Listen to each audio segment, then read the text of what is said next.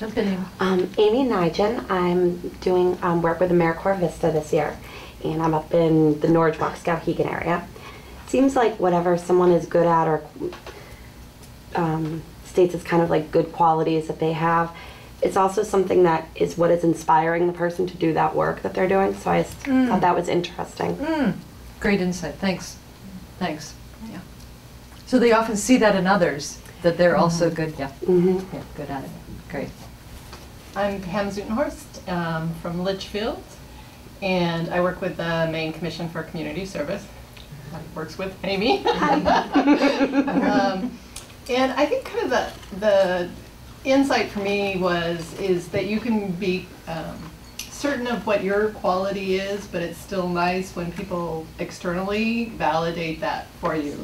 Bill and I had that conversation of what we thought was our good skill, and then we also mentioned an incident where that was validated by somebody externally just saying thank you or we appreciate that about you kind of thing. So. Great point. Thanks so much, Pam. Great. I'm Eileen Vizzello, and I'm in ENCorps Vista, working with the Maine Commission for Community Service. I live in Farmingdale at least for the next 2 weeks, and then I'm going to move into Augusta. I think that the insight that I had was the process of trying to think, because I've been in a lot of leadership positions over the years, probably like most people in this room of a certain age, most of us have, and trying to pick out the one that I felt best fit the question was an interesting experience in and of itself. And I realized that I really value my fearlessness. And so that was something that led me to the choice that I made. Great. Thank you. Thank you so much. Excellent. And I can feel how it's good to sort of remind each of us. By hearing what each person says, it's good to sort of remind us of our own. So thank you. Who else wants to jump in? I'm another Eileen. I'm Great. from Industry, Maine, which is about 45 minutes north of here, 45 to an hour. And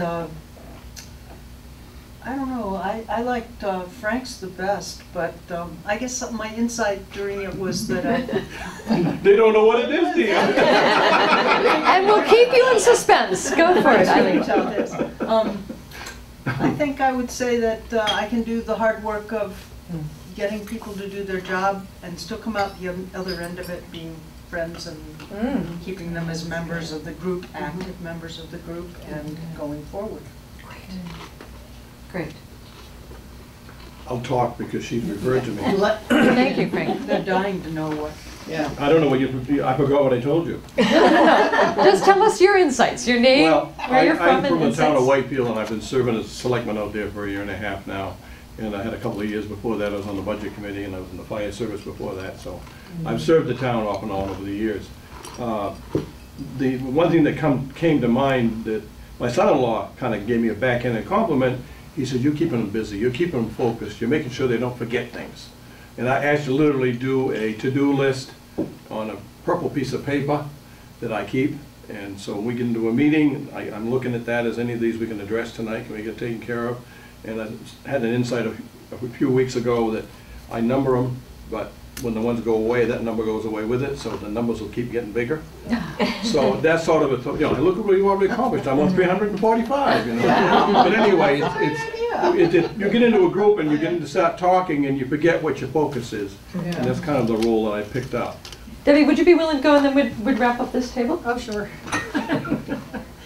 I'm Debbie Mullen from Moose Bay Harbor. I'm in several organizations.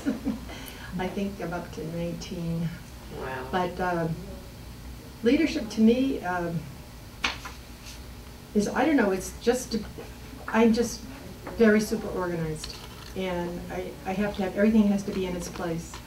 And the people that I work with are fantastic. And it's her way or no way. Because, I mean, I've been doing it and I know what's got to be done. And So your skill that you're good at is that organization that you bring to each group.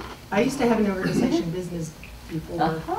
And Great. I'm just super organized. Scary. Did you ever lose your mind? Thank you, Debbie. We may all be talking with you and recruiting you for more. Let's see, who hasn't gone? Bill? Bill? Bill McPeck from the town of Metropolis of St. Albans. But what I came away from the exercise was the insight how incredibly important and fundamental good listening skills are. That is central, isn't it? Great. Great. Thank you. My name's Norma Russell. I'm from Troy, and I've been working on the restoration of Troy Union Church. And I was saying that my attitude, I guess, I say, this has got to get done. Who's going to do it? It's got to be me, you know.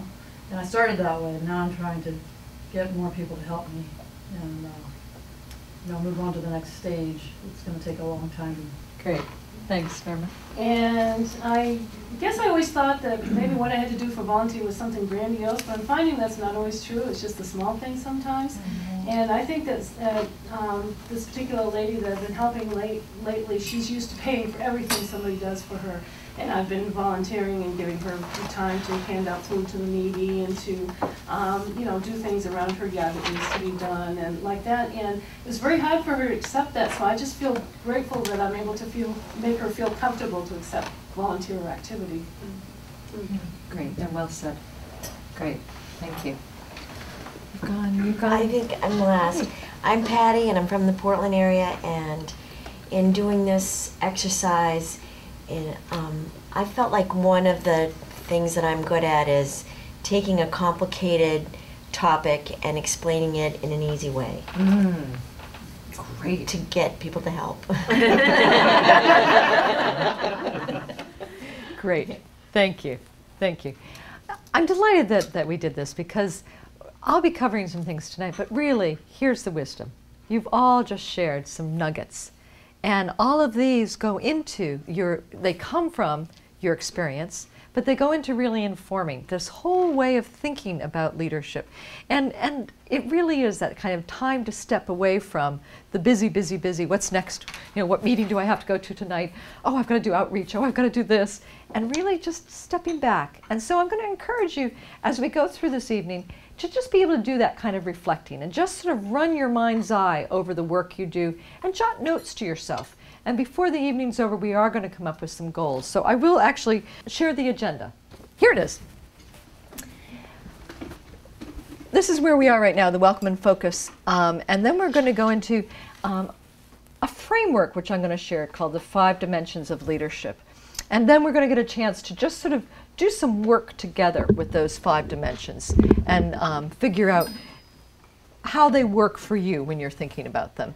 And from that, identify areas of strength and challenges. So it's that whole issue of strengthening leadership muscle. And I like to use that term because it really is that there may be things that we've done in the past, but we haven't done for a while. And so you have to build the muscle back up. Or there may be things that we've never attempted. And so we get to just do whatever we need to do to start addressing that or seeing that it would be useful for us. And then really to have a conversation about how can we build our leadership muscle. You know, if we go to the gym or if we go walking, there's really not a gym that I go to. I just walk a lot or hike. But we know how to build those types of physical muscles. But let's talk about how do we build leadership muscles. And we'll come up with some goals. We'll share goals so that we inspire each other, much like we just did in our introductions, and then evaluate the session. So that's where we're going. That's the roadmap. Any questions about that? Okay.